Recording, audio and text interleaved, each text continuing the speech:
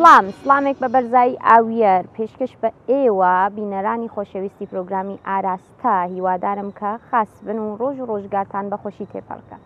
ئەمڕۆ هاینەخەمەتانەوەگەرەکمانە سەبارەت بە هونەر و ژنانی هونەرمەندی کوردەواری قسە بکەین، ژنانێک کە لە هەر پەنجەیەکیان هونەرەوارێ. گەرەکمانە ئەم ژنە هونەرمەندگە لە بێرین و سەبارەت بە گیر و گرفتەکانیان قسە بکەین. گیر و گرفتی ژنێ هونەرمەند چەست، ژنێ هونەرمەند چاکات، هونەر لە بواری دەرونیە و چاکات بە ژنگەل، حاڵی دەرونیان ئەگۆڕێ. باڕێن بۆ لای مێمانەکانمان لێدوانەکەمان دەست پێکەین بزانین چیان ئەسکە بۆمان بێژن. فەرموون با بچین بۆ لایەن.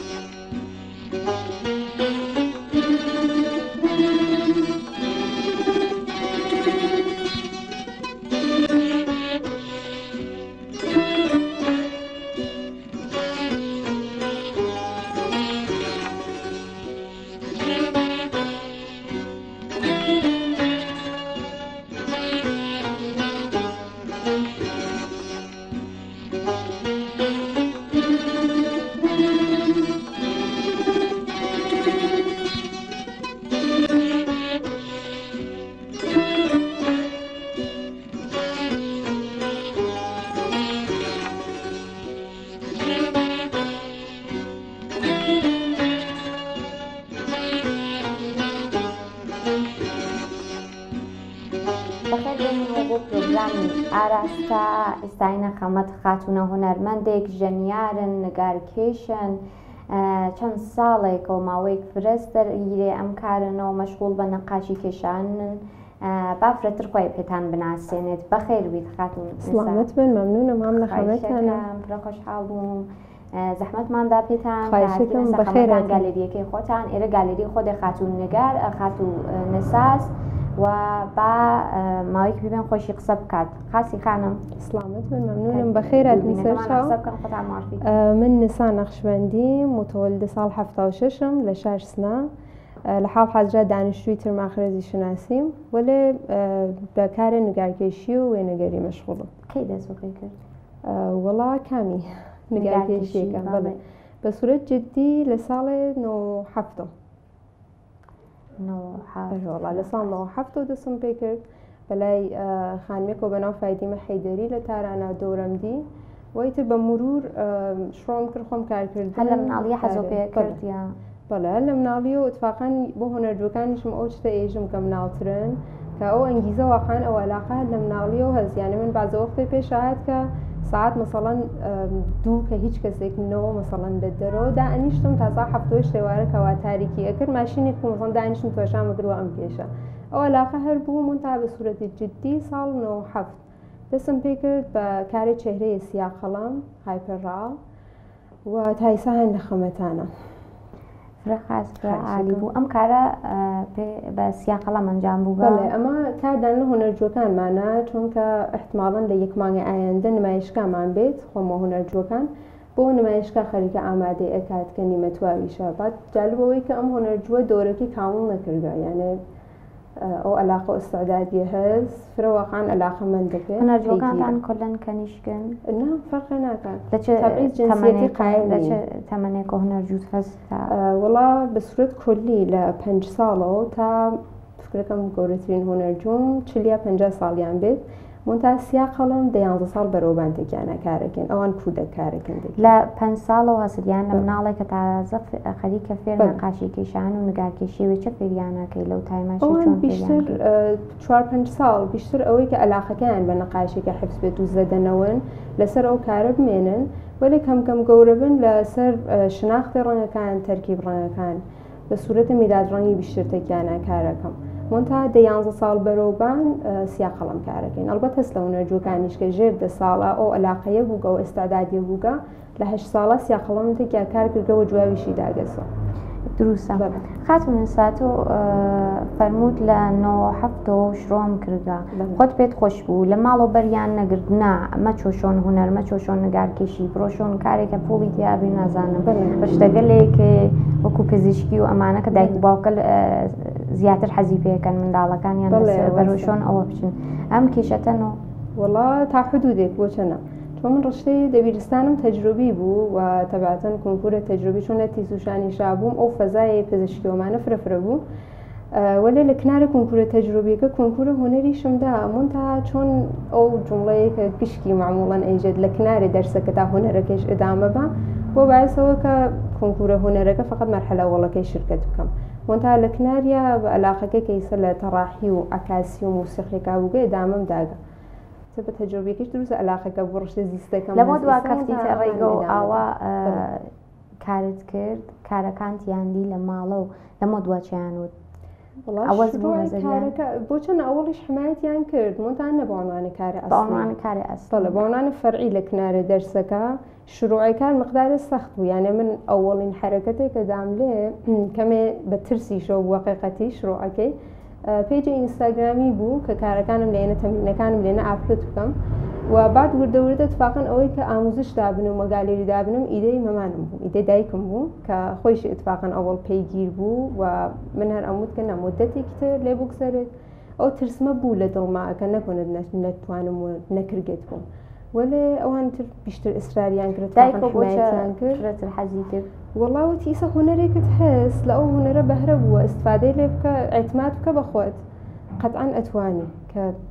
شکوریسە بە خۆڵمان کرد بەشانەی خاسە ئیسا ئێوە وەکو هوەرمەندێک ئەگەر تاشای ژنگەلمان بکەن ڕابطەی هوەر و ژن بۆ ئێمە بێژن چ ڕابطێکیان لەواقع هوەر خۆی خەڵقی زەریفیە خەڵقی چتگەلێ واقعاً ئینسان کۆلەن حەز بە چتگەل زەریفەکات هوەریش ئەو دەریچەیە زەریفە نسبەت بە چتگەلێ شاید کە بۆ بنیام خۆشایەندنەوەی ئیجادەکە مەزان مەسئلەی کە خۆشایەندنەوێت لە تەرە خۆنەرەوە چ عکاسی بێت چ نەقاشی بێ یا هەر شتێکتر وایە تا قەتعی موسیقی ئەتوانێت ئەو شتە ناخۆشایەندە بێتە شتێ زەریف ئەو زرافەتە لە ناو هوەرە هەست فکرەکەم شاید سێژن ئەو زرافەتە ڕۆحیە هەست شاید نقطەعەت فێ بێت لە ناو هوەراتێکیا ڕاحەتر بتوانێت یا حس بێت واجین بێت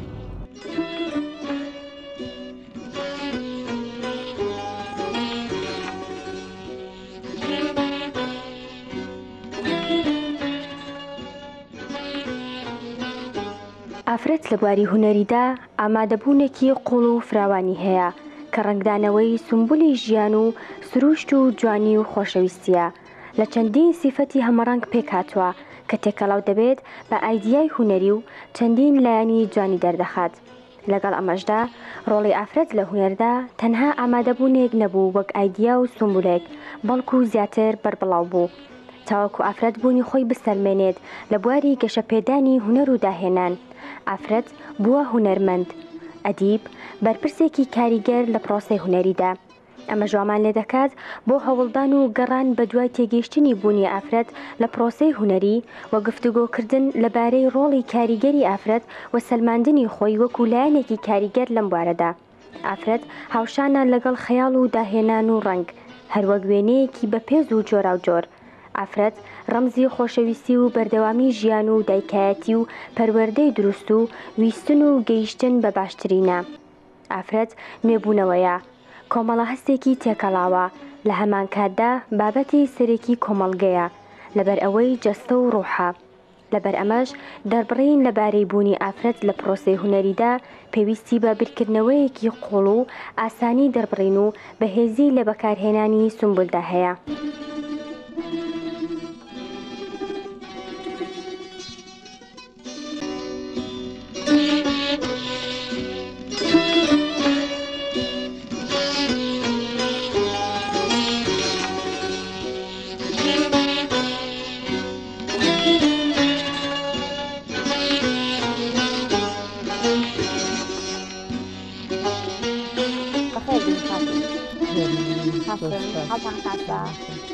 خۆتان بۆ بینەرەکانمان ناسێنن سڵام عەرزەکەم لە خزمەت بینەرانی بەڕێز و هێژا من شیلان هوشیاریم خەڵکی مەریوانم لە ڕشتەی گرافیکا دەرسم خوێندووە، کارشناسی گرافیکم هەیە و ئەرشەدی تەسویرسازیم لە دانشکدەی هونەرهای زیبای تارانە گوزەراندووە. لە حاڵی حاضر ئایسێ تقریباً شاید 15 ساڵێکە لەم زەمینە خەیکم بە سورەتی حرفەی فعالیەتەکەم. ئایسێ هەم دەرسێم لە هۆنەرستان ڕشتەی گرافیک دەرسێم، کاری تەسویرسازی کتێب مناڵانەکەم، کاری تەڕاحی ڕووبەرگی کتێبەکەم و بەرپرسی هۆنەری لە ئینشاراتە. بەخێربێن، زۆر زۆر جێگەی شانازیە، خاتونێکاوا توانامان هەست لە ناو شاری خۆمانە. خاتو شیلان بە بڕوای ئێوە تەرحی ڕووبەرگی کتێ و چەندێ تەئسیری هەست لەسەرەوەی کە کەسێ بێ ئەو کتێوە هەڵبژێرێ و کتێوە بسێنێت؟ وڵا ئێمە سایمان کرد لەم ئینتیشاراتمانە کەیسە خەریکین کارەکەین بەم بوارە ئەهەمیەت دابنین، چون ڕووبەرگی کتێب تائیسێک لە مەسەڵەن مەناتقی کوردنشینە زۆر ڕێزیان بۆ دانەناوە، زۆر ئەهەمیەتیان پێ نەداوە، سەرسەری لەسەری گوزەراون، وەلێ ئیسێ مەسایمان کردووە سەبکێکی جدید بێرینەوەرەوە، سعی بکەین تەرحەکان جالب بێ، جەزاب بێ، موتیفی کوردی تیا بێ، لە کولتوری خۆمان تیا بێ کە خەڵک بتوانن ئەحساسی نزیکی بکەن لەگەڵ یا و جەزاب بێ بۆیان و تر بیسێنن. دوێ کە من لە کتێبفرۆشی کە بووم ئەتفاقەن دوو نمونە لە کتێبەکانی ئێوەم دی، شتێکە چاومیگرت ئەوە بوو کە تەرحی سەر کتێوەکان ئێوە جیاوازترە، جدیدترە، وەکو تەرحەکە لە قەبلی نییە. ئەمە چۆنە چۆن خۆتان ئەم پیشنیارتانە داگا؟ وڵا ئێمە وەختێک کارمان شروع کرد، یعنی من خۆم کاری حرفەی خۆم شروع کرد لە ئینشاراتە کوردیەکانە، یعنی تەڵاشم کرد کە سەبکی جدید بێرینە ناوە، یعنی ئەو نەکەیتر قەبلەن کارەکان تکراری بوو بە نوعێک ناسرا بوو کە زۆر جەزاب نەبوو، ئەوانیش لە جێ خۆیانە لە زەمانی خۆیانە کاری خاصێک بوون و ڕێزی خۆیانیان هەیە، وەلێ ئیتر بە ڕۆژ نەبوون. ئێمە وتمان هینێکی نوێ بێرینە ناوە، سەبکێکی نوێ جدید بەیانی وەختی تماشایەکەن ئیسفاداکەن لە ئەلیمانگەل خۆمان. وڵا لە کتێبەکانمانە زۆر لەو کارمانە کردووە، مەخسن لە کۆمەڵە کتێبەکانە کە مەجموعە کتێبن لەوانە سایمان کردووە لە موتیفی کوردی، لە جلوبەرگی کوردی، لە ناو لیباسی کوردیە چیمان هەیە کە مەسەڵەن هین خۆمان بێ، سایمان کرد لەوانە بێرینە ناو کارەکان. ئیتر بە سوورەتی کولی وەختی تماشایەکەی ئیحساس بکەی کە شتێک ها لە ناویە کە مەربوط بە خۆمانە، هینی فەرهەنگی زۆر غەریبە نییە. خاتو شیلان کتێبێک کە تۆ ڕووبەرگی کتێوەکە تەڕاحی ئەەکەی ئەیگەیشی، بەر لەوە خۆتێ خوێنیتەوە کە ئەو شتەوا لە دڵ کتێوە کەس بیزانی و لە ڕوویەوە ڕووبەرگەکەی تەڕاحیکەی؟ وڵا ئێمە چون تعدادی کتێبایە کە کاریەکەین تعدادیان زۆرە و ئەکسەریشیان کتێوایەک قەتورن، ناکرێت کە ئێمە مەسەڵەن گشت کتێبەکە متعالە بکەین. من معموڵان لەگەڵ نووسەرا قسەکەم، نووسەر خلاصەیەکی هەین لە کتێبەکە بێمە تەوزێح هەیە لە مۆردی کتێبەکە و سەرفەسڵەکانیمان بۆ تەوزێح هەیە، داستانی کتێبەکە تەوزێح هەیەات و لە مۆردی و قسەمان بۆکە منیش ئیتر ئەو شتەکە لە کولیەتی ئەو تەوزێحانە لێم دەستگیر ئەبێت پساییەکەم لەسەر ئەوانە کار بکەم، ناکرێت تەواوی کتێبەکان گشتی متعالە بکەم زۆر.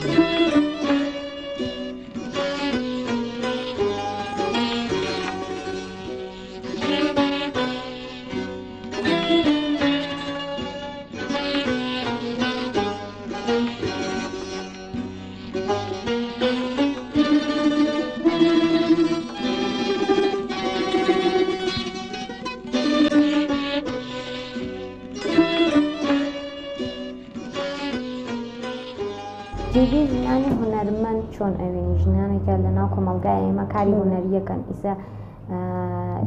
توا هونەرگەل بتایبەت نگارکێشی جێگەیان چۆنەوێنی؟ چەند ساڵە ئەخیر ئەم چەند ساڵە خاستر بووگە وەلێ بەداخەوە هەر بازم جێگەی هەست کە خاص بێت دیسە چ لە نەقاشیە بێ چ لە موسیقیا بێ و تا کەسانی کە گۆرانی ئێژن من فرێک لە ڕەفیقان خۆمان کە دڵیان خاسە و هەتا ئاهەنگیشیان هەست واقعاً زەبتیان کردگە منتا ئەو جێگەیە نییە بۆیان کە بتوانن وەک ئاغای کە لە ناو ئەم جامعە کارەکات کار بکەن متەسفانە ئیسە چ لە موسیقیا چ لە تەڕاحیە منتا چون کە ئایسە ئێمە بۆ نمایشگاکێشمان بلەخەرە گە نمایشگای قەرار بە ڕسمی بەرگوزار بێت نیازمەندە مجەوزە و مجەوزیش واقعاً سەختگیری گەلێکی هەست سە تەرحەکە ئەشێ معموڵەن تەرحی خانمێکە محەجەب بێت قبوڵەکەن کامڵە یانێ ئەم سەختگیری گەلیشە هەست کە نسبەت بە کارەکە واقعاً کارەکە مەحدود دەکاتەوە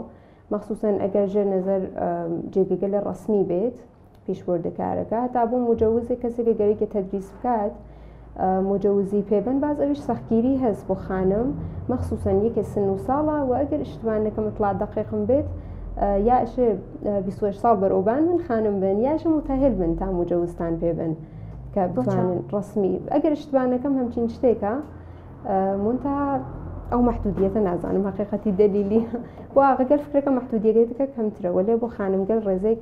ئەو کێشە هەست بەداخۆ ڕێزێکیش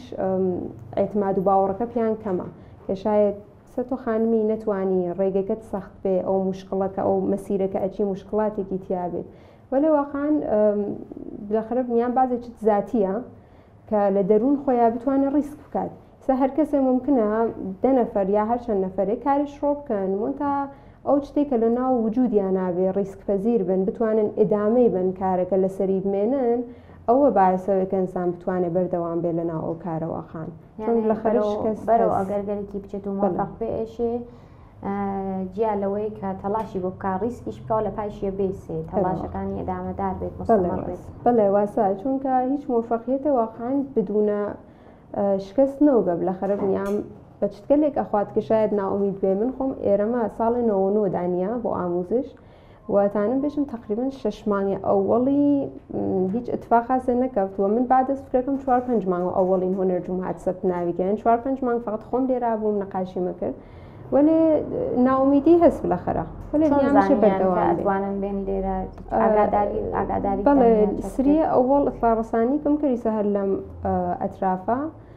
منتها بە مروری سردیان تۆجۆی ئەنجەل بوو اتفاقاً بازە وەختێک بازە کەسێتن عکسەکانە سفریانە کرد کێرە ئاتۆلیە سۆکار عکاسی ئەنجامەوێت ئەیان برسی منتها بە مرور کارەکانیان ئەدی بە مرور ئاشنا بوون مثلا دوای 5 مانگە ئەوڵ هونەر جوون بوو واقعاً ئەو تو لە 5 مانگە فقط خۆم بووم و لێرە نەقاشی مەکرد ناومیدی بوو بلەخەرەوە لێ بەردەوام لەسەری بوون کە ئینشاءڵڵا اتفاق بکە فکرێکە نگارکێشان جێگەیەکی گەرە کە تەنیا خۆتی دانیشی ئەو شتەکە گەرەکتە ئەیکێشی توێتێتە سەر کاغەزەکەت تۆ لە دوورۆ ناکات لە کۆمەلگا یانێ تۆی نەهاوەرگە دووەوترۆ ناوەقان ناوانە ارتباطات متفاقاً فرەتر بووگە هەر ئەو کارە باعث بووگەیسە من ئەگەر کارێک ئەنجامام هەتا ژێر نەزەر ئەساتیدی گەورەی شار خۆشمان بازە وەختێ پرسوڕایان پێ ئەەکەم کە لە مورد کارەکە و نەزەریان چەس یا هەتا ئەگەر شتێک جدید لە خەمەتیان نافێر بین اتفاقاً بۆ من بەرعکس بووگە سە شاید ئەو فەزایە نەقاشیە یا هونەرە حاڵەتی خەڵۆتێ بۆ بنیام دروستەکات بۆ چەنە وەلێ بۆ من کە بەرعکس بووگە نەوەخان ئەو باعث نەبووکە لە کۆمەڵگا و جامعە دوورەوە بمەوە نەساگیان هۆنەرجوویە کە دەست پێکات لە نەقاشی کێشان و نگارکێشان چەندێک ئەشێ کارکە تا بگەی بۆ مەرحەلە کە نمایشگا و پێشانگایەکی بێت و ئەو ئاسار خۆیە دابنێ لە معرەز دیت تووە عموم مردم بیوێنن بێت لە هونەرە چ مدت و چەندێک کارکردن واقعاً قابڵە تەعین نییە یانێ من هۆنەرجوم بووگە کە بە 4 مانگ توانیگە تابلۆی ڕێکوپێک بکێشێت وەلێ هونەرجوشم بووگە کە نا مەسەڵەن بە ساڵی مێتوانیگە ئەمە ئەسڵ تەعین ناوێ واقعاً چ لە نەقاشیە چ لە موسیقیە کە چەندێ زەمان ئەوات منتها لە ئەوڵەوە توان لە نمایشگاگەل گروهیە شرکت بکەن من هەروواکە خۆم لە تارانە ئاموزشمدی بۆ ئەوەڵنجار نمایشگای گروهیمان بوو لە تارانە ساڵ 98 کە هەر ئەو باسەوێت ئەنگیزێک ئیجاد بێت کە ئینسان خۆی کار بکات نمایشگاگەل مستەقل دابنێت هەروە کەیسە بەرنامەی نمایشگای کشمانتە هونەرجووەکانە دانیاگە لەوەخا بیشتر بۆ ئەنگیزەکەیان کە کە خۆیان بزانن بە هۆنەرەکەیشیان ئەتوان کارگەلێک گەورە بکەن واقعا نمایشگا بەرگوزار بکەن هەتا مسابقات شرکت بکەن و هەتا لەناو هۆنەریش ئەتوان کەسب دەرامەت بکەن چۆن متەسفانە ئەو ذهنیەتە نسبەت بە هۆنەر هەست کە لە هۆنەر ناتوانێت ئینسان کەسب دەرامەت بکە لە حاڵێکە ئەکرگێت واخان ئەکرگێ بە شێوەگەل مختلف ئیسا من خۆم لە تەڕاحیە کەسب دەرامەتم لە هۆنەر هەست لە ئاموزشیە یا کارە چێرەکە میسە کەسێ عکسێ چێرە ئێمەد نظر بێت ئەکرگێت بلەخەرە کارگەلە مختلفێکە یەکێکی نمایشکاس کە ئەویش واخان تایمەکەی بە خۆیان بەستی بیە زمانێکی کە چەندێ وەختووە تان نمایشگاگەل گروهیەوە شرکت بکەن کە بێتە ئەنگیزە بۆیان ئینشاڵڵا.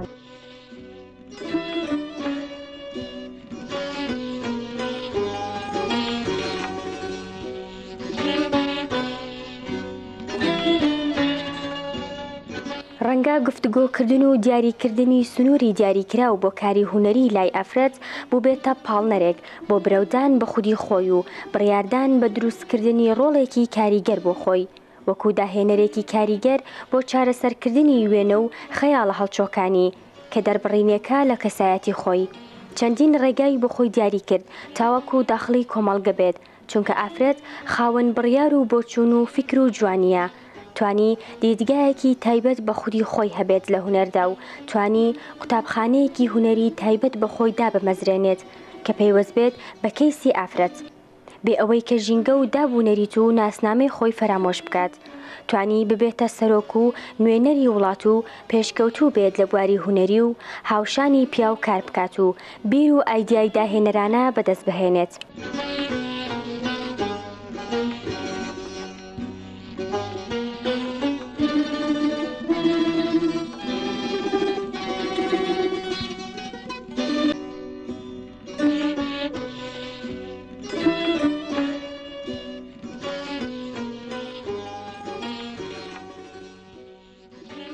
بەخێر بن خاتون سوێلا خوش بنی خۆ تشەکرەکەم مامەویش بەخێر بێت خۆش بن تەشەکەر زەحمەت کێشن خۆتان بناسێن و بینەرەکانمان بەسەر چۆ من سوهێلا خالدی کە 28 ساڵ سابقەی کاریم هەست لە مەدرسە و لە زمینە هۆنەریشە تەدریسەکەم بەڵێ نەگارکێش لەم چەند ساڵەکە ئێوە کارتان کردگا چەندێک هۆنەرجووی کەنیشکتان بووگە والله حدود شاید بێژم 10 ساڵێ لە مەقطعی ڕاهنماییە لە مەدارسکەری ڕاهنماییە کە کارمە کرد کلن کەنیشک بوون ولی الان حدود 10 ساڵێکی شەهام لە مەدارسێ کوڕانە کارەکەم دەبستان جیاوازی بین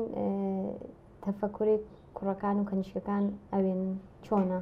والله کەنیشکەکان مقدارێ تایبەتە خاصێکیانە چون کەنیشکەم حساسە هەم نازک دڵن هەم شیرین من احساسەکەم تەکەنیشکە خۆشترە مەخصوسن هەچی گەورەتر بن دەرک و فەهم و شعوریان بیشترە بە خاستە تەوەجۆکەن وەختگەرەوە من مەسەن کارگەر هۆنەریم ئەنجامەدا نمایشکام یانە کارەکانیان ئەدیم دی فرەجال بامانە ئیتر نمایشکان بۆیان دانیە و نمایشکەکانیش بەم شکڵە بوو کە لە هەرچی زەمینەی کارگەر کوردەواری ئیسە لە تەشی ڕێستنە لە سوجا دروستکردن کلن بەڵێ حتا غەزای مەحەلی گشتیمان دائنیە بە جۆری بکەیتر لە عمومی مردم فراخان مەدام داوەتمە کرد ئەنجومەنی هۆنەرمەندان و مەدارس گرتر و مدیران گشتیمان داوەتە کرد ئەمش پەروەرش وە کار مناڵەکانمان بە معرەزە دیددانە چەنێ بوو بە ئەنگیزە بوو کەنیشکێک فرەتر بێرە سەمت هۆنەر دقیقاً ئەتانم بێژم ئەگەر لە 100 حسابیگە 80% دیسە هۆنەرمەند محەسڵەکان یا چونم ڕشتێ معماری یا عکاسی یا نەقاشی محەسڵەکانتان ئەوێننەوە کە ئەکسرە نەیانبینم ئەکسرە نمایشگادانن ئەچم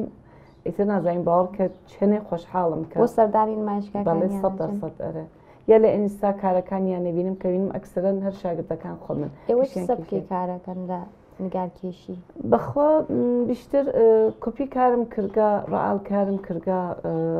کۆنتا گواش پاسل گەچی و ڕەنگ و ڕۆغن لە قوتابخانە بە چه شێوەی کارەکەن لە کتابخانە بیشتر بە تەڕاحی و نەقاشی مەداد ڕەنگ وە گواش چون بۆ مەدارس ئەوە هەم ڕەحەتت لە دەستڕەساوەڵێ چون ڕەنگ و ڕۆغن ئەشە ڕۆغن بەزرەک و تینێر و بعد مەوادی گەرەکە کە هەم خەرید سندنی گرانە هەمیش ئەگەر بڕژگەی پاکۆ ناوێتە بیشتر بە گواش کارەکەین و مەداد ڕنگ. دروستە. ئێوە فەرموتان نمایشگاماندان یاگە هۆنەرجووەکانمان کچەکان تێکیانە کارم کردگۆ بوو گە باعث ئەنگیزەوەی کە پێیان خۆش بێت و بێنە ناو حیتەی هۆنەر. و دوای ئەویشە فەرموتان کە هۆنەرجووەکانم ئەوێنمەوە کە هێشتا ئەم ڕێگە ئەدامەان بە بیر و باوڕ ئێوە هۆنەر چەندێک ئەتوانێت لە زندگیە دانێ خانم لە زندگی خاتونێک تەسیری بێت؟ وڵا تەسیری زۆرە چۆن هۆنەر شتێکە کە ها لە ناو وجودمانە چۆن ئێمە خالقی هەستیمان هۆنەرمەندە بە تۆ ڕەنگامیزیگەر و زیبایگەرێک کە ئەوینی لە تەبیعەتە گشتی هۆنەرە. هۆنەر فقط نەقاشی و کارگەر نییە. من هەمیشە بە مناڵەکان مێژم هەتا هۆنەرە قسەکردن ڕێگەڕوون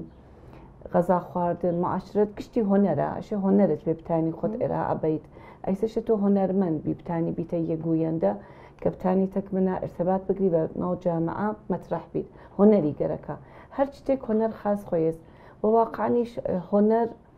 شتێکە کە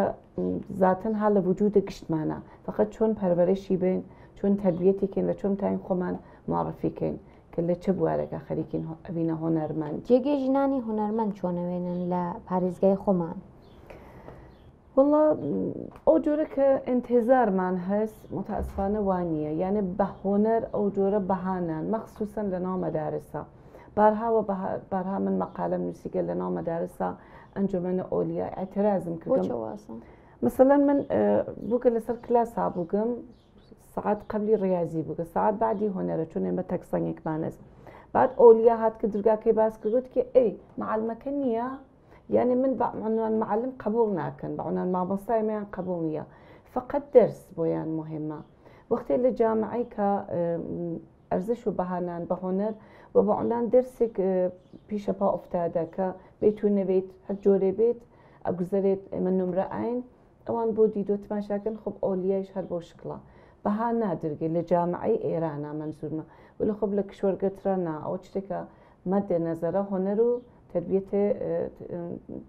تربية بدنية هنجر جسماني ولی لە ئێرانە دقیقاً بەرعەکسە متاسفانە.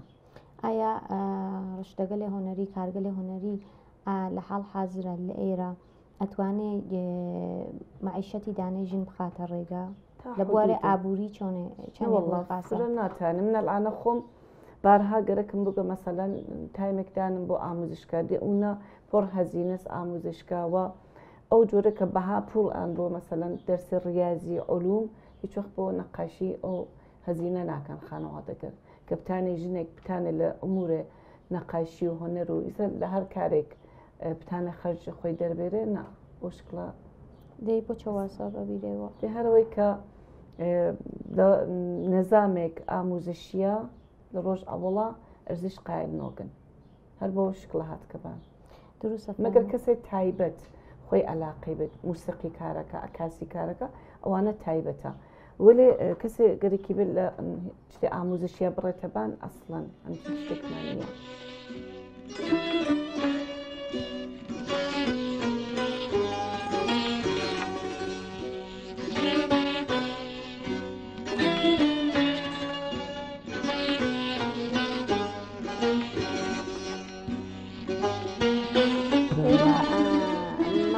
زانستکان ئەو هۆنەرجوانەکە هەستان خانمن هۆنەرجووەکانتان دیدگایان چۆنە نسبەت بەوەی کە بێنە ناو کارێت هەڕاحیە ڕووجەڵدەی کتێ و نزیکۆ بنەوە بە کتێ و من لە هۆنەرستان علاقەس کە ئەمە فێر بن یانە هەدەفکەلتریش هەست لە پشیە وڵام ئەو جۆرەکە من لیان دەستگیرم بۆ ینی لەو مناوانە ئەو جۆرە ناسیومە لە شاگردەکانم لە هۆنەرجووەکانم بەشێکی علاقەیە بەشێکی حەز بە و ڕشتەکەن حەزەکەن بڕۆنە بە سەمتێک جدید وەک هۆنەر کە ئیتر نەڕۆن هەر ڕشتەیەک بخوێنن کە ئیتر زۆرە لە دەور و بەرمانە بەشێکی علاقەیە بەشێکیشی ئەڕوانن بە ئایندەی ئەو ڕشتە کە بزانن ئایا لە ناو کۆمەڵگایە ئەتوانن لە تاریخی ئەو ڕشتەوە مەسەڵەن ژیان خۆیان بنەبەرەوە ئایا ئەتوانن کە مەسەڵەن لە نەزەری ئابووری و خۆیان بژێنن لەو ڕشتەوە وەڵا ناکرێ نەزەری قەتعی بدرێت هەم ئەتوان ئەگەر خۆیان بەستە بە خۆیانێ چەندێ تەلاش بکەن ئەگەر گەرەکیان بێ هەروە خۆیان دانیشن و کاریان پێ بدرێت شغڵیان پێ بدرێت نەوەڵا ئەشێ خۆیان زۆر تێبکۆشن ئەشێ خۆیان زۆر تەلاش بکەن و خۆیان زۆر سعی بکەن تا بتوان خۆیان بناسێنن چون بەداخەوە ڕشتەی ئێمە ڕشتەی گرافیک وە ڕشتەی تەسویرسازی زۆر بەهای پێ نادریە هێشتا ئەو جۆرە کە بێ پەرێ پێ نەدراوە لە ناو کۆمەڵگایە بۆ چواسە وەڵا زۆر دەلایلیە زۆر کەس ئەسەن نایناسن شاید تۆ لە ناو جاما بە زۆر کەس بێژی نازانێت گرافیک چییە بەعزێکی ئەسن شاید هەر نەزانن گرافیک چییە ئەیتر بەخاترەوە ئەبینی لە ناو ئەکسەری پرۆژایەکە کە لەم کشوەرە ئەنجامە بێ بە بەشەکانی تری تەوەجۆ کریە گشتی ئەناسن گشتی لە نەزەری ئابوووریۆ لە نەزەری سادیۆ ئەمێتی پێ درێ وەختێگێتە زەمینێ بەخشی تەڕاحی گرافیک نایناسن ئامێتی پێ ناین وازان قسمەتێک کاروا سەرسەری لێ بگوزەریت و ئەهەمیەتی پێدرێ نە شناختیانێ نایناسن سەوادی بەسەریان نییە ئیتر بە نەزەری ئابووریشۆ کە هیچیتر سەوادە بەسەریە چۆنەشێت تەقویەت بێت وەڵا دەی ئەشێت لە زۆر لە عینەکان و تەلاش بێ هەم لە مەسئولینەوە شێت تەلاش بکردێ هەم خەڵک خۆیان تەلاش کەنیشتێکمانەس گەرەیەکیە بێتە ڕشتەی هۆنەر لە ڕشتەی هۆنەرە لە گرافیکێ دامە تەحسیڵدا نازانە گرافیک چەسخۆ وەڵا دەی هەرێژە گرافیکی نەفتگیە وەڵای تر ئەشێ بێت ئێمە وەختە مەسەڵە نەڕۆنە ناو هۆنەرستانەکان تا حدێک معرفی ئەکرێ پێیان ینی تۆزە حاتە درێ بۆیان ئاشنایەک ئەوەڵیە ئەدریە پێیان کە بیناسێنن بزانن چییە ئیترەشی خودی ئەو ئەفرادیشە ئەو کەسانە متالعە بکەن زۆرتر بەداخەوەرەوە ئەرێ ئەمان متالعەمان ها خوارەوە ئێوەیش شغڵتان کارتان ئەمە سەرکە تەڕاحی ڕووبەرگی کتێ و گەلن بەڵێ ئەمە تەسیری دانیاگە لە بۆوار ئابووری و بۆ ئێوە وەڵا ڕۆڵا مردم کەم کتێوەسە ئێمە دەغدەغەی کە هەمانە مشکڵێکە هەمانە لە ناو ئینشاراتەکەمانە هەر یەکێکی ئەمەیە متەسفانە خەڵک چون زۆر کتێب ناسێنن کتێب ناخوێننەوە ئیتر بەخاتەوە ئەوانیش ناتوانن بەو شکڵە هەزینە بکەن بۆ بەخشی کاری ئێمە بۆ بەشی کاری ئێمە کە تەسویرسازی و تەڕاحی جڵ کتێبەکانە ناتوانن ئەو میزان حەق و زەحمە ئەو دەستمۆزدە کە ئەشێ بە تەڕاحی بدریە بێن ئیتر ئەشێت تۆ فقط لەبەر دڵ و کارکی یعنی بەشێکی دڵیە ئەگەر تۆ کارەکەت دڵیە چەندێکتە کارەکان تێت وەڵا من تایسێشە کە توانیمەم کارمەدامە بم فقط لە نظر دڵیەکەیەوە بووە ئەگینا لە نظری اقتصادیەکەی ئەوە نییە کە دانێک هۆنەرمەندی بتوانێت پێی ژیانکە ئەگەریش توانیومە ئەدام بەم زۆرتر دڵیە لەبەر عەلاقەم بۆ کارێ لەبەرەوە کە حەزەکەم ئەبینم بۆ چێژێ ئەو ناشرانی شارانترە مەسەڵ ناشرانی تاران گشتی کاری قەوی بێ گشتی کاری جوان بێوە لێ ئەگەینە لای ئێمە کارگشتی زەعیف کار بێ بە خاترەوە کە بتوانم حرەکەتێکی ایجاد کەمام کارانجامەیەم هەر چون من جاران لە تارانیشە زندگیمە کرد هەر یەکێ لە دەلایلێک هاتمە بۆ سنە ژیان بکەم یەکێکی هەر ئەوە بووە لێرە بتوانم لەم بوارە فعالیت کەم یەک زەغڕ خۆمام کێشینە سەرۆ ئەرۆڵە خواهشەکەم لوتفتان ئێوەتان لەبەر دڵمۆسیت لە کارەکان واقعان دڵیەکان کارت لە باقی کارەکان وەڵا شادکە بژیم کارمام کە باحیمە لە گشتی فرێتەوە خۆشکەرەکانمە وەڵا زۆر لە کارەکان وایە کریە پێشێت مەسەڵەن جڵ کتێوێک تەڕاحیەکەم کە باوجودە زۆر زمانی لێگوزارێ هەر حەزی پێگەم یەکێکی مەسەڵەن نەرم کتێبە بێ چەند ساڵی لێ گوزارەوە لە تەڕاحیکەوە لە هێشتایش تازەیە بۆم و هەر نەزەری مثبەتی لێ بین و هەر تاریفی لێکەن و پێیان خۆشە دروستە سپاس لێکم خات و خواهش شیلان شکرا. یەک دنیا مەمنونم لێ زۆر مەمنونم. تەشەکر کە ئیمڕۆ زەحمەتماندا پێتان سپاس بۆ قسە جوانەکانتان ئەگەر لطفاً. قسێکتان هەست بۆ دووربین بژن پێمان هیوادارم کچانی کورد ژنانی کورد بتوانن لەم بوارانە لە بواری هۆنەرە لە بواری ئەم ڕشتەیە کە قسەیمان لەکرد تەڕاحی گرافیک تەسویرگەری کە واقعان لە ناو جامان نیازمان هەیە پێی بێنە ناوم کارە بێن فعالیت بکەن بێن خۆیان بنوێنن قەتعاً جامعە نیازی هەیە بەم نیروانە و ئیشەڵا کە ببێت بە ئەنگیزەیەک بۆ خەڵک و خەڵکیش بتوانن ئەم بوارە ئەم ڕشتە بناسن ئیشەڵاوە دەرخاستیشمەیە لە هەم جامعە بۆ حمایەت و هەم مەسئولین کە حمایەت بکەن لەم زەمینە کە هۆنەرمەندەکان بتوانن بە دڵێکی خۆش و ئەم کارە ئەنجامن و ئەم ڕشتە دەنباڵ بکەن.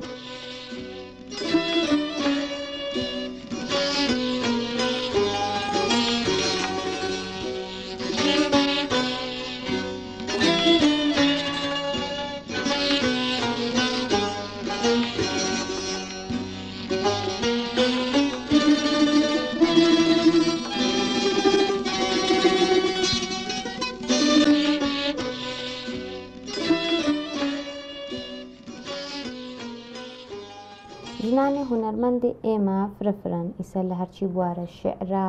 نگارکێشیە وێنەگەرن وەلێ ئەگەر گەرەکیان بێت سەرکەوتوو بن لەم ڕێگەی خۆیانە بە نەزەر بە چەندێ پاڵپشتی احتیاجیان هەست والله بە حمایەت احتیاجمان هەست و ئەوەی کە وەک چه حمایەت گەلێ حمایەتێک کولی یعنی مثلەن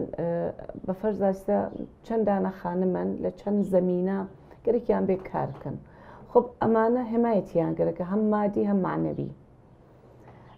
واخن حمایەتمان گەرەکە کە ئێوە وەکو مامۆستایەک چەندێک دەتوانن خۆتان هۆنەرجووەکانتان پاڵپشتی کەن والله من حاضرم و تا ئەو جێگە کە لە تەوان مابووگە سابتیشم کردگە فرە حمایەتم کردگە یعنی حتا هەروەکۆ نمایشگاگەلەکە داتانیا هەفتە نمایشکام دانیا بۆ مناڵەکانم و محەسەڵەکانم کە بووە ئەنگیزە کە چوونە ڕشتەیە کارگەر هۆنەری و لە مەدرسەی شاباوەکەن شاید بێژم تەنیا کەسێکە کە لەسەر کلاسە بە دوو دەست من کارەکەم بە دوو دەست من کارم ئەن دوودانە تابلۆم هەمزەمان کارگەر سۆفالگەری مجەسەمە سازی ئەمان مەگشتی لەسەر کلاسە بە مناڵ ئاموزش هەمێکیش لە کلاسەکانتان بێژن بۆمان لە قوتابخانە من ژنەفتگمە بە شێوەیەکی جیاواز تەک مناڵەکانە کارەکەن بۆمان بێژن ئەسەر چۆ وەڵام من لە کلاسما شاید بێژم حدود 8 ساڵە لە ئۆستان کورسانە هەر من بە لەباس کوردیۆڕمە سەر کلاس هەر بە سرکەیۆ بە لەباس مەحەلیۆش مەسەر کلاس و ئاهەنگە کوردی خەمە سەر کە مناڵەکان معڕەفی کەم کە ئێمە هۆنەرمەندگەر کوردمانست بعد مجەسەمە سازەکان دانیشمەندەکان گشت ئەمانە معڕەفیەکەم و ئێژمەشێ فێر بن کە ئێمە کێگەرمان هەست بعد ئاهەنگەر کوردی مەحەلیە خەمە سەر و لە کێناریشی ئاهەنگەر ڕەپەشە خەمە سەر مقایسێکەنیژم مناڵەکان سای ئەم تەکسای ئەوە شعرەکان ئەم تەک شعرەکان ئەوە مثلا فارسیەکان شۆکۆلاتم تۆهینەکەن بە یەک بازی ئاهەنگەرمانست بۆ لێ مەسەنین مامۆسا مەسەر خالەقی خەمەسەر شعرەکان ئەو تەک شعرەکانەوانە مقایسەکەن ئاهەنگەکان کوردی خەمەسەر مقایسی ساکانیان جۆرەکە گشتیانم تەشویق کردگە بە لەباس کوردی شۆ بێنە سەر کلاس ئەلبەتە کوڕەکان کەنیش ئیجازەیان نادا و لەسەر کلاسیشە کە موسیقی خەمەسەر بە هەر دەحفێکیش کە کارێک مثلا بوومێک ئالم سەرکە بە فەرز بتانم هەر تەکزەنگێکمانە سێمە لە تەکزەنگە یا لە جبزەنگێکە کارێک ئەنجاممان بۆ مناڵەکان بەڵان هەدیە کە بیان بێ بەڵان خاترە ئێژم هەر کەسێ ئەتانێ بووم بێرە تامە کارێکی بۆ ئەنجام بم و خۆشیان لە کێنارمە هەرۆ کارە ئەنجام بن کە خاتریانە بمێنێ کە زەنگ هۆنەر زەنگ دەرس شیرینێکە دەرس شیرینێکە واقعان خات و سۆیلا ئێوە جیاواز لەمانە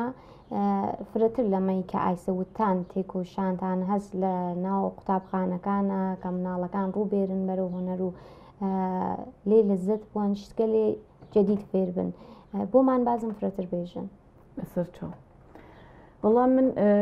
فرە جدی تە کۆنەراتێکیانە کارەکەم یانە چۆن بۆ ڕاضی احترام قاین و سەختگیرم بعد ئەویشە نییە کە بێژم کەشی وە خۆم کارکەن نا ئێژم لە حدێ تەوان خۆتانەوە لەشە فعالیەتان بێ هەر شڕۆکەن بەکار گشتی ئیمزاکەم کە بزانن من خەبەر مسکە خەریکن کارن وە لە ئاخریش و کارەکەیان تەکمێڵەوێت دووبارە دۆرێتر بە کوردی نووسم زۆر جوانە ئەگەر کارەکەیان جوان بێت و تاقیبەکەم کارەکانیان و جیایانەکەم و کە کامیان کاریان خاسترە و حتا سایشیان و حتا ئێژم کێگە ڕاست کوردیە زانن ئێژم هەستم بێن هەڵپەڕم زانم بەستان چۆنە بۆ هەڵپەڕکێ حتا شاواشیشیانەکەم بارها بووگە مەسەن معاونین مدیرێژم باوە کلاسەکەت فرە شلۆقا کلاسکەتر معتەرەزن ئێژم قێناکە با زەنگ هۆنەر زەنگ شادێ بێ ڕۆحیەیان عەوەز بێت و ئەکسەر مناڵەکان کە گەر خەتێک نەتان حتا سێفێ بکێشن ئەکسەران یانایسە بهترین کاریانست وەگەر قسمەت پێشەڵا من نمونە کار محەسەڵەکانیش پای 4 ئبتدایی 5 ئبتدایی بە 6 بێرمی بۆتان لە حدێ مناڵگەرێک کە سەتحبان من ئاغای خسرۆی سینا کە خۆیان کارگەردانن سریک لە ئیستۆریا کارەکانم دانیا داوەتمی کرد بۆ دانیشکە بۆ کارشناسی ئەرشەد نمونێ مەسن کێشاندنی ئەسب یا بەبر یا فێڵ بەبر شێر هەر کام لەم حیوانگەرە من لێنە ئاموزشمەدا نیانەتانی کارشناسی ئەرشەد بۆیان سەخت بوو وەلێ من بە سەبکە عالی فرەسادە ئاموزشی ئاناتۆمی بنیام کلەن ئەوانە جۆرێک کە مناڵەکان لە چەند حرەکەتە فێر بن و بیکێشن و ئەنجامی قسەی ئێوە چەست بۆ خانمگەلمان کە کارێ هوەریەکەن و خانمگەلێکە حەزەکەن خانمگەلێکە هانە گۆشەی ماڵە هیچ فعالیەتێکیان نییە بەرەو هوەر بێن بەرەو فعالیەتگەلێ تر بێن حەزەکەم لەم باریشەوە قسە بکەن بۆ خاتونەکان والله متاسفانە لۆخت و فەزای مەجازیمان فرە بووگەسە و ئەسەن هۆنەر کەمە بووگەسە یانێ کل لە خانمگەر خانەدار تاوە جێگە من دقەتم کرد کشتی سەریان ناو گوشیە وەلێ جاران ئەگەر لە خاترتانە بێت لە هەر مهمانیە کشتی سوکە بەدەستیەوە بوو بافتەنیانە کرد یا ژنگەر تەشیانە ڕیست یا تەقیلەیان دوورسە کرد یا گۆڕوایان دوورسە کرد یعنی شۆگەرا چوین بۆ شەونشینی ئەکسەر ژنگەر بۆ ڕقابەتیش بوو کارێک کۆنەریانە کرد وەلایسە هیچ کەس هیچ کارێ ناکە بە نۆدرێت یعنی من ئارزوو مەسێکی بینم خەریک بە کارە فعالیەتە هۆنەری کات متاسفانە فرەکەمەوە بگەوە کشتیشی فکرەکەمەوە ئەم فەزای مەجازیەسە وەلێ حیفە واقعان نێفۆتنین چین بە شوێنیا وەلێ مەسە من خۆم هەمیشێژن دێتۆ ئەم فعالیت کردەست بۆ چە کار ناکەی ئێژم دێتانێ وەک کاکادی زیادینیمان هەست خانمگەر ترکە معڕفی کەم لە خەڵمەتانە خانمگەر هۆنەرمەند و نەقاشمانست ئیتر مەسن کارێ وەک من بڕەوی نییە وەلێ بازم هەر لە محیط کاریمە لە مەدارسا کار ئەنجامام بازم بۆ دڵخۆم و بۆ تەشویق مناڵەکان نازر اتفاقا ئەشی فرەتر ئێوە تێبکۆشن کە فرەتر نیشانی بن بۆی کە خاتونگەلێ تریشمان چاو لە کەسانی هوەرمەند وەکێوە بڕوانن وەجێگەی خاتونەکانمان بەرزترۆ بێتەوە لە جامعە لە کۆمەلگای هوەریە. سەرەڕای کێشەی زۆربەی بنەماڵە و ئاستەنگەکانی حکوومەتی و دەیان کێشەی ئابووری دیسانیش ژنانی قەڵام بەدەست و هوەرمەند وەک ئەستێرەی ناوشەوە زەنگ دەدرەوشێنەوە و پەیامی گرنگی ئازادی و بەرابەری و جوانی بەگوێی کۆمەڵگادا دەچرپێن و ئەوان بەردەوام لە دەرفەتێکی چکۆلەدا بە شێعری تەژی و جوانی و تابلۆی هوەری بوونی خۆیان زیاتر دەسەلمێن و بە کۆمەڵگا دەڵێن کە هوەر بێژن واتای نییە. ژنی نووسەریان هوەرمەند جگە لە پەروەردەی منداڵ و ئەرکی قورسی ماڵەوە شانیان دەدەنە بەر ئەرکی قورسی چاپی کتێب و گۆڤار و نەخشاندنی تابلۆ و زۆرێکی تر